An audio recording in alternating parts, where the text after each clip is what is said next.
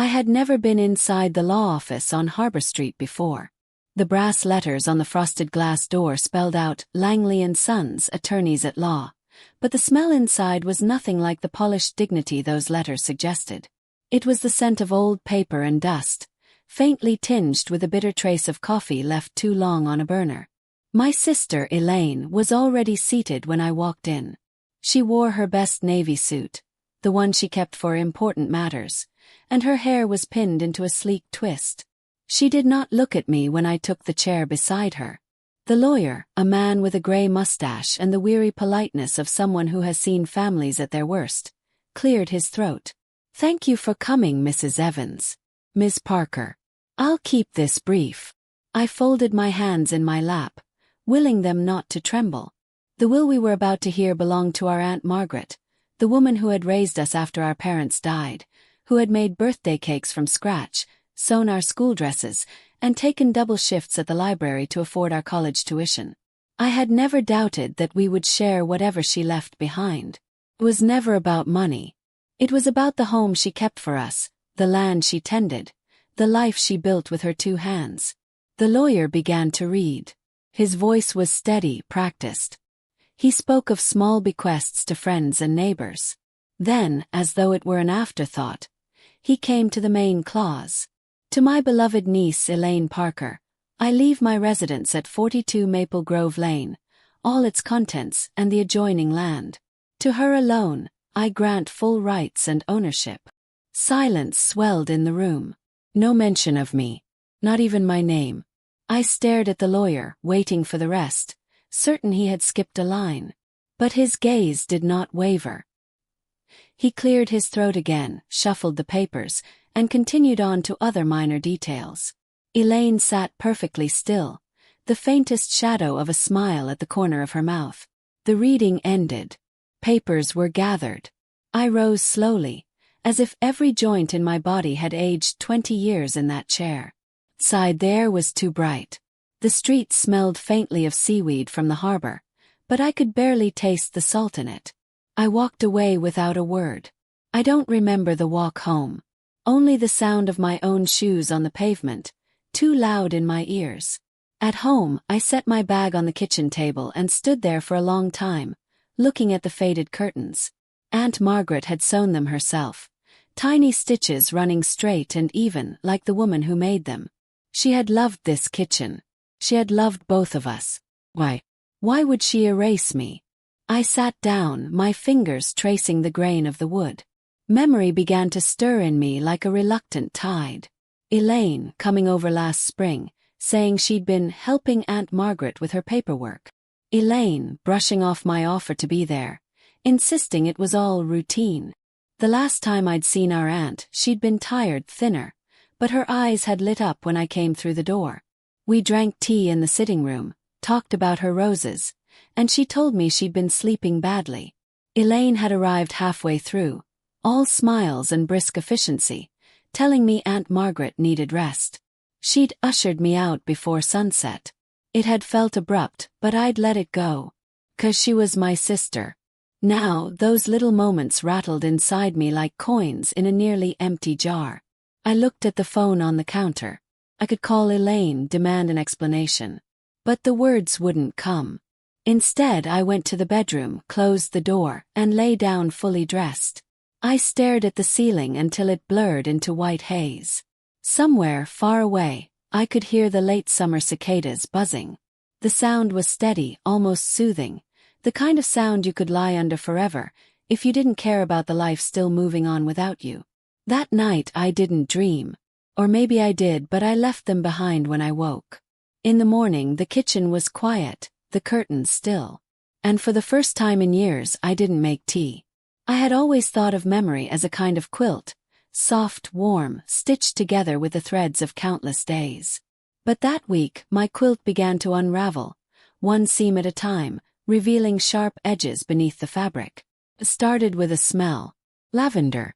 I was folding laundry when it drifted in, sudden and vivid, the exact scent of Aunt Margaret's linen cupboard. She always kept a sachet in there, tied with pale ribbon. My hands froze over a stack of towels, and in that small, fragrant moment, I remembered the last time I had opened that cupboard. It had been early spring. I'd gone over to help her with the garden. A warm, bright day, the kind she loved. I'd fetched fresh sheets from the cupboard, and she'd stood in the doorway, watching me, smiling faintly. She'd asked me to change the pillowcases in the guest room, the one I always stayed in when I visited. I remember smoothing the cotton with my palm, feeling the small, neat stitches she had sewn years ago. That was before Elaine began visiting twice a week. Before she told me that Aunt Margaret was tired and needed quiet. The more I thought about it, the more little moments came back to me. I remembered arriving one Sunday to find the front door locked, something Aunt Margaret never did during the day. I had rung the bell twice before Elaine opened it, her hair immaculate, her voice just slightly too bright. "Oh, you should have called first," she'd said. "Margaret's resting. She's had a long week." I'd left without seeing our aunt that day. Then there was the matter of the documents. I hadn't thought much of it at the time, just a passing comment Aunt Margaret made in June. "Elaine's been helping me with some forms," she'd said almost absently as we sipped tea. "What kind of forms?" asked. "Oh, nothing important," she replied, and then she changed the subject to the weather. It hadn't felt like a secret then. Now, it felt like a warning I hadn't heard. I set the folded towels down and went to the kitchen. My tea tin was still in its place on the shelf. I opened it, breathing in the scent of jasmine. That was Aunt Margaret's favorite. We used to sit by the window on rainy afternoons, hands curled around steaming cups, watching drops chase each other down the glass. She'd tell me stories about our mother, about their childhood, tales threaded with both laughter and the ache of years gone. Those afternoons had stopped once Elaine took over helping. I told myself it was because I was busy, because work had been demanding. But deep down, I knew Elaine had been drawing the curtains between us. Slowly, quietly, I pulled out a chair and sat at the kitchen table, the wood cool under my fingertips. My mind felt like it was walking backward through time, retracing each step that had led me here. The birthday I wasn't invited to. "Just a quiet thing, nothing fancy," Elaine had said, though later I saw photos of a full table, cake, and neighbors gathered around. The day I dropped off groceries and found a strange car in the driveway.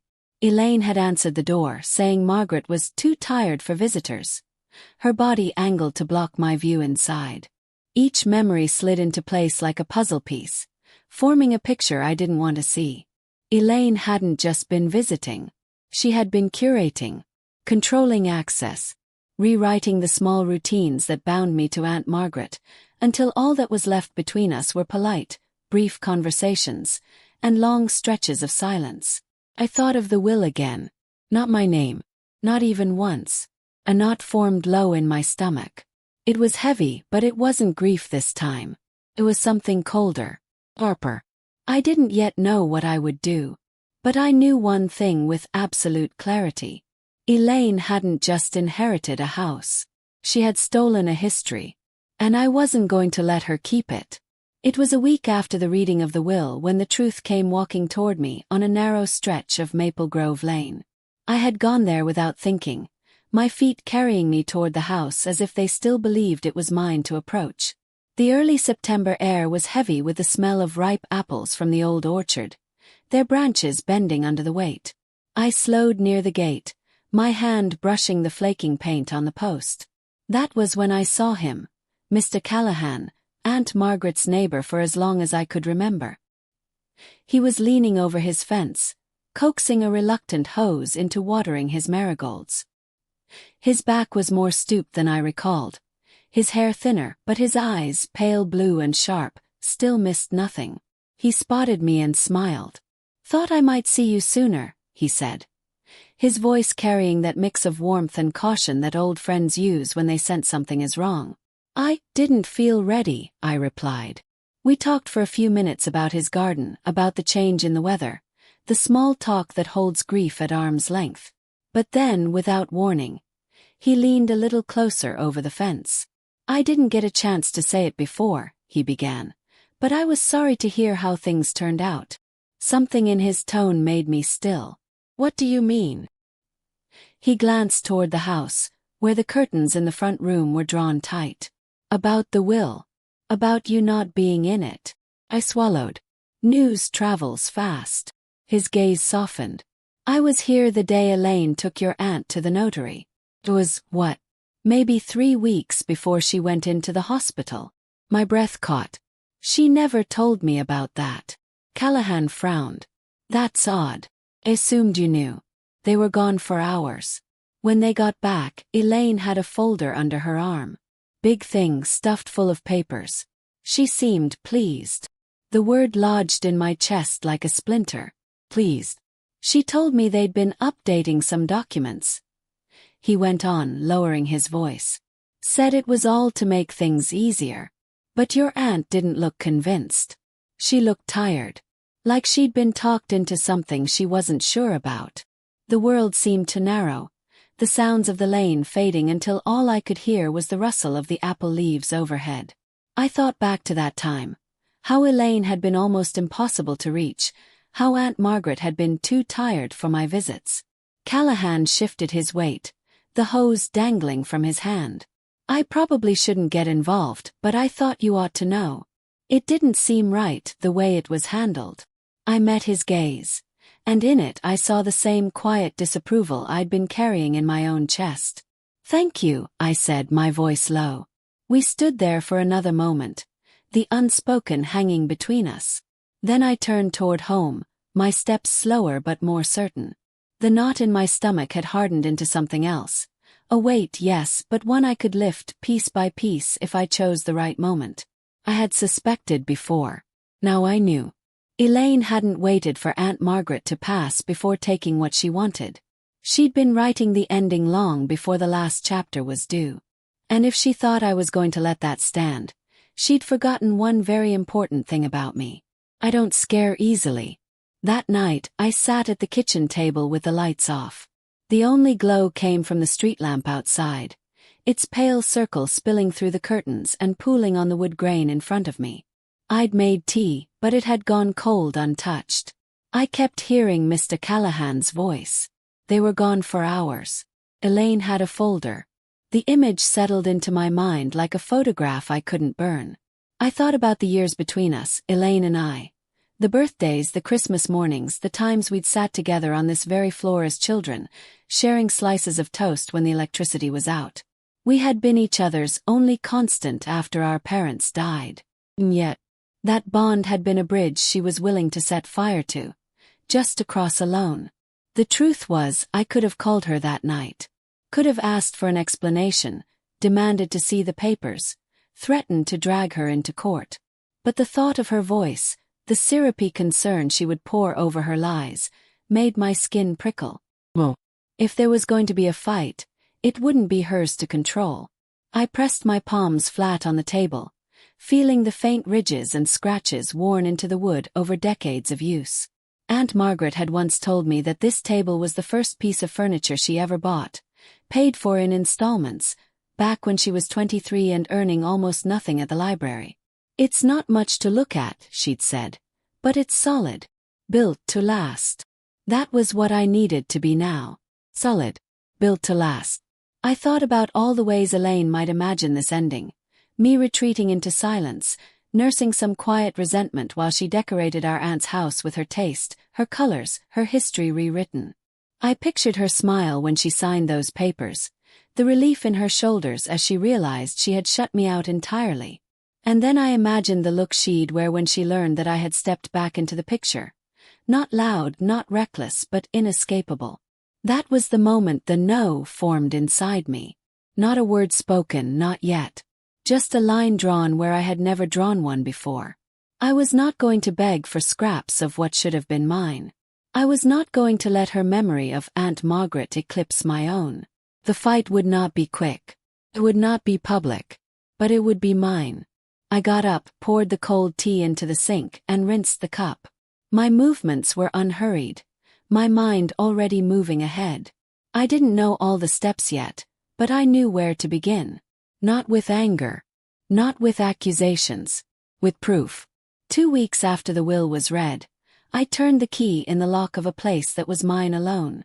It was a small apartment on the second floor of a narrow brick building at the edge of town, the kind you could pass every day without noticing. The hallway smelled faintly of varnish and old mail.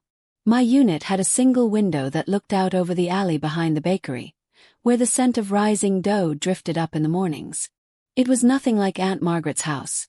No orchard, no wide porch with a swing, but the moment I stepped inside, I felt the strange relief of being in a space no one could touch without my say. The furniture was sparse. A worn sofa, a pine table just big enough for 2 chairs, a bed with a quilt I'd brought from storage. I unpacked slowly, laying out my few boxes as though arranging an altar. On the shelf above the desk, I placed the one framed photograph I'd taken from my old home. Aunt Margaret and me in the garden, both of us laughing, her sun hat tilting in the wind. That picture had not hung on Elaine's wall in years. I doubted she'd even noticed it missing. I sat at the table and opened the first of the cardboard boxes I'd brought from the storage unit. Inside were papers, years' worth of them. Tax returns, letters, receipts, property tax statements from the house in Maple Grove. I sifted through them slowly, the air filling with the dry scent of old paper and dust. Each document was a thread. Some were thin and brittle, others strong and recent. Together they began to form a map, not of land, but of ownership, of the quiet legal anchors that tied Aunt Margaret's world together. At the bottom of one box, I found a manila envelope labeled in her handwriting. Home repairs, Maple Grove. Inside were receipts for work done as far back as 15 years ago. Roof repairs, plumbing replacements, tree removal after a storm. Each one bore her signature. They were small things, perhaps, but they were hers. And as I sorted, I began to think about the other papers, the ones Elaine had taken from the notary's office. If she had rewritten the will under the pretense of making things easier, there would be gaps, changes, and sometimes the smallest inconsistency can tear a case wide open. By late afternoon, I had arranged the documents in neat stacks across the table. The bakery's ovens shut down for the evening, and the air in the apartment cooled. I lit the small lamp by the desk and sat back, looking at the order I'd made from the chaos. This was my ground now. Small but solid. In this quiet, I could think without interruption. In this quiet, Elaine's voice couldn't reach me. And in this quiet, I could plan. It began the way storms do, quietly, gathering strength where no one can see. I started with a notebook. Not a new one, but the thick, leather-bound ledger Aunt Margaret used to keep in her desk. I'd found it in the bottom of one of my boxes, still smelling faintly of her lavender sachets. Its pages were lined, her old grocery lists written in the first dozen leaves. I tore those out carefully and began fresh. The first page I titled simply, Maple Grove Before and After. I made 2 columns. In the left, I listed everything I knew to be true before the spring. Aunt Margaret's habits, her stated intentions for the house, the way she spoke about dividing things fairly. In the right, I began noting every change after Elaine took over. Locked doors, sudden restrictions on my visits, the mysterious trips to handle paperwork. Then I made a second page for names. Neighbors like Mr. Callahan, the pharmacist who had been filling Aunt Margaret's prescriptions. Old friends from her church. Even her hairdresser, who'd known her longer than I had been alive. If Elaine had maneuvered her into changing the will, someone might have seen the pressure, even if they hadn't recognized it at the time. The third page I reserved for documents. Property deeds, tax assessments, bank statements, repair invoices. Anything that could show Aunt Margaret was still managing her own affairs up until Elaine's sudden help.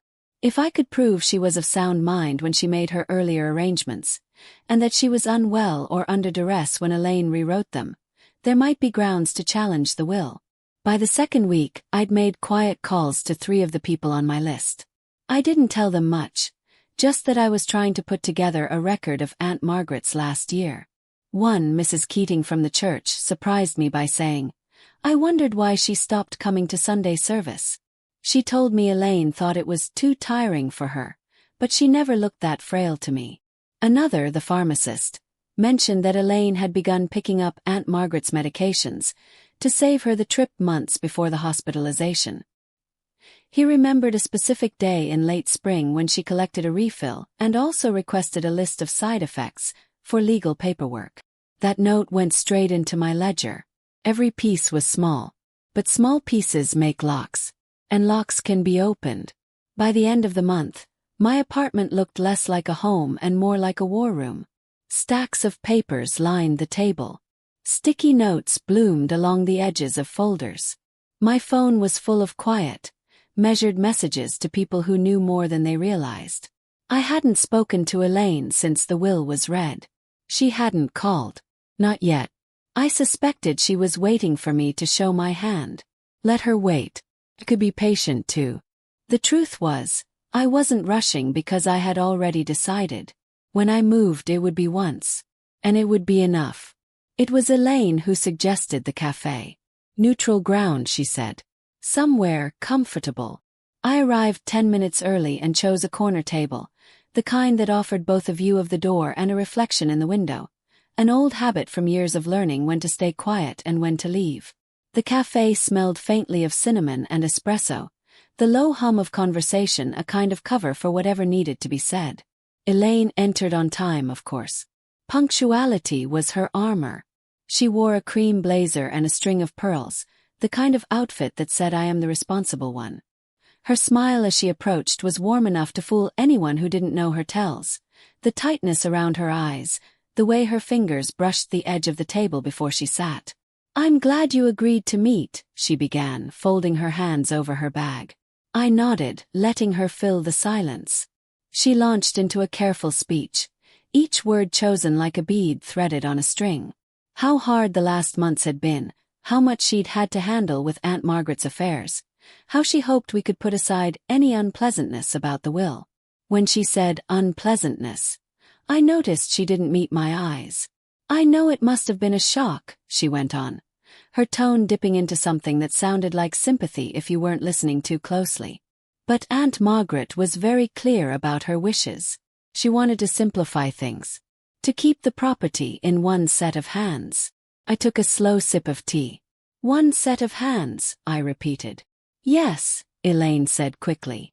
"It's more practical that way." Her voice had that polished rhythm of someone who'd rehearsed. I could almost see her in front of her mirror, trying out phrases. She reached into her bag and slid a thin folder across the table. "I've drawn up a proposal. If you sign a statement acknowledging the will as final and agreeing not to contest it, I'm prepared to offer a gesture. A financial one." She didn't say payoff, but the word hung between us. I rested my fingers lightly on the folder but didn't open it.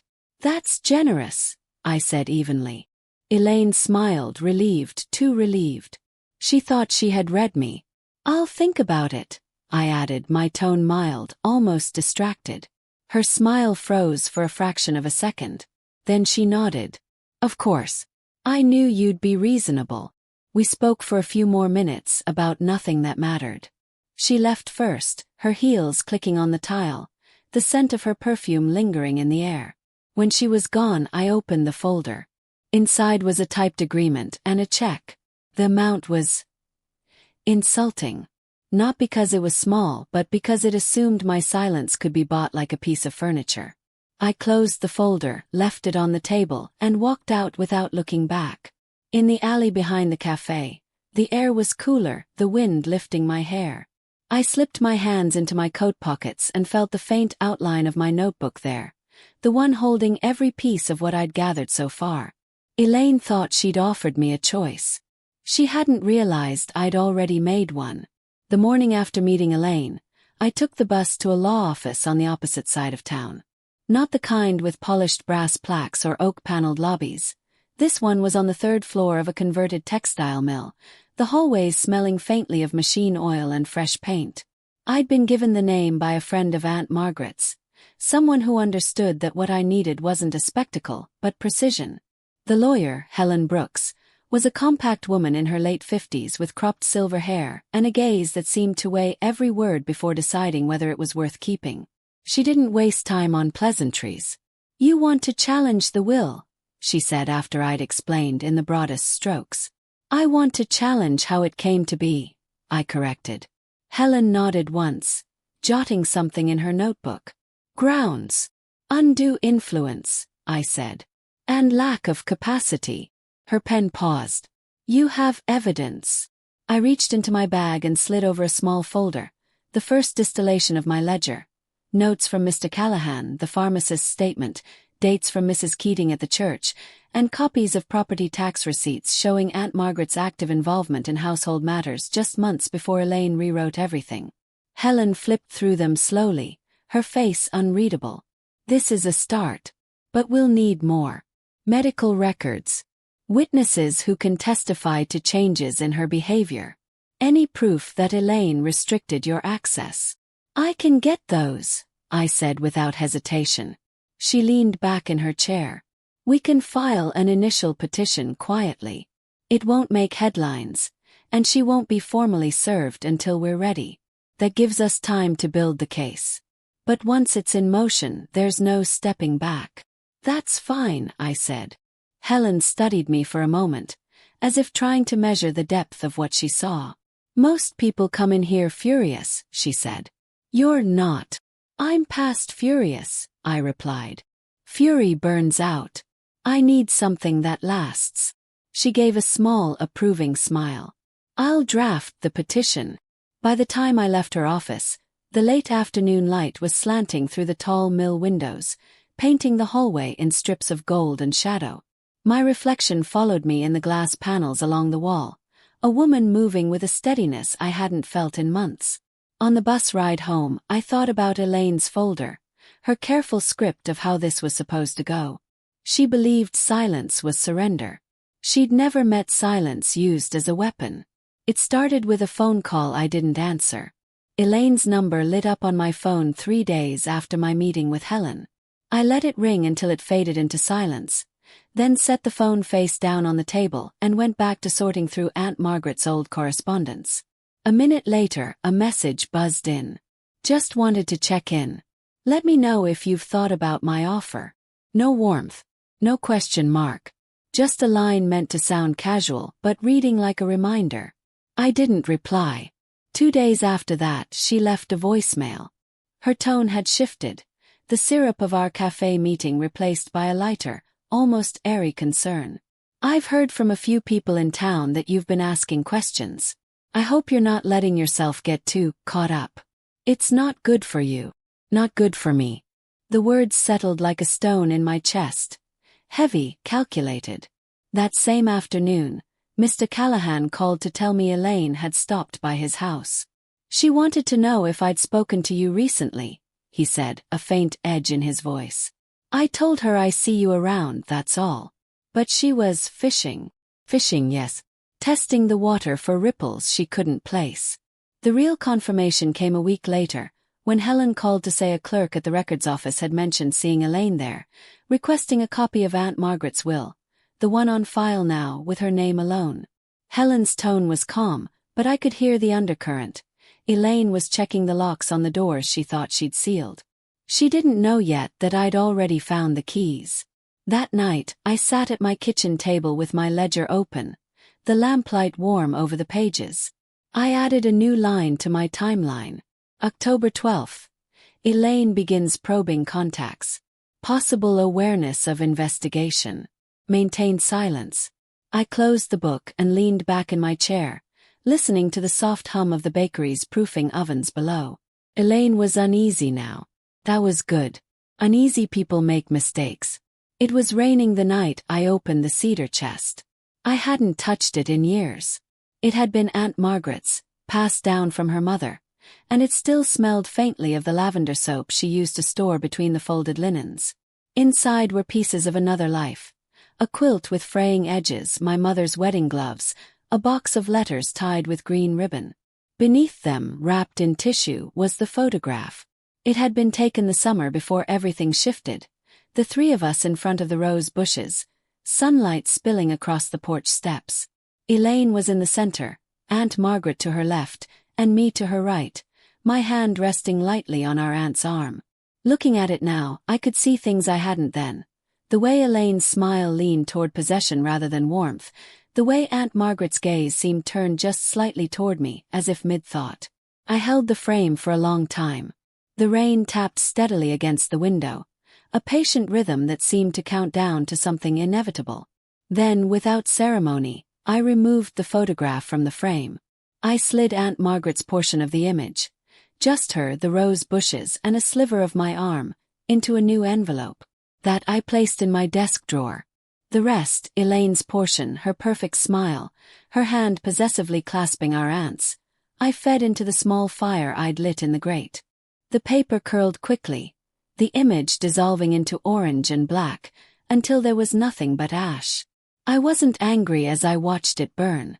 If anything, I felt lighter. The photograph had always been proof of something that no longer existed, a shared history, a sisterhood I had believed in long after it had already frayed. By dividing it, I'd kept what mattered, and let the rest be consumed. When the last ember went dark, I closed the grate and stood for a moment in the quiet. The apartment smelled faintly of smoke, the kind that lingers on clothes and hair. I thought of how tomorrow I would take the envelope with Aunt Margaret's image to the safe deposit box I'd opened last week, alongside the documents Helen and I had been gathering. Some things you keep because they're evidence, others because they're yours. Elaine would never see that photograph again. And I would never again see her as my sister. The court date was set for late November. By then, Helen and I had built our case thread by thread. Medical records from Aunt Margaret's last year, statements from neighbors and friends, documentation showing her active role in managing the house before Elaine's intervention. Even the pharmacist's notes found their way into the file. Elaine walked into the courtroom in a dark tailored suit, pearls again at her throat. She glanced at me only once, her eyes skimming over me as if I were a stranger she might vaguely recognize. I didn't look away. The hearing was short. Helen's arguments were precise, stripped of anything unnecessary. Elaine's attorney tried to dismiss our claims, but the evidence was too deliberate, too consistent. When Helen presented the timeline, each date and change laid out like stones in a path, I saw the first real crack in Elaine's composure. It was over in less than 2 hours. The judge declared the will invalid due to undue influence, restoring the estate to its prior version, the one that named us both. Outside the courthouse, the air was sharp with the first bite of winter. Helen turned to me. "You've won," she said simply. I thought about that as I walked home. Winning wasn't the word I would have chosen. This wasn't a game I'd wanted to play. But it was over, and the terms were now mine to set. 2 weeks later, I signed the papers to sell the house on Maple Grove. The buyer was a young couple with a toddler. They wanted a garden, they said, and space for the child to grow. I didn't tell them the history. They didn't need to know. When the sale closed, I split the proceeds. Half I kept, enough to secure my own life, to ensure I would never again be at anyone's mercy. The other half I transferred to a charitable fund in Aunt Margaret's name, dedicated to restoring small-town libraries. Elaine called once after the sale. I didn't answer. She didn't try again. On the day the wire transfer cleared, I went to the safe deposit box. I opened the envelope and looked once more at the photograph. Just Aunt Margaret, the roses, and the faint edge of my arm. Then I returned it to its place, closed the box, and locked it. Walking back through the city streets, I felt the peculiar lightness that comes when you have nothing left to hide and nothing left to lose. The noise of traffic washed past me, unimportant. I hadn't taken everything from Elaine. I'd left her with the one thing she'd never wanted, the truth of how she'd lost it all. That would outlast any inheritance. When I reached my apartment, the scent of fresh bread from the bakery drifted up through the window. I set the kettle on for tea, took out my ledger, and drew a single line beneath the last entry. Case closed. And for the first time in months, I let myself simply sit, the quiet around me not empty but full of my own choosing.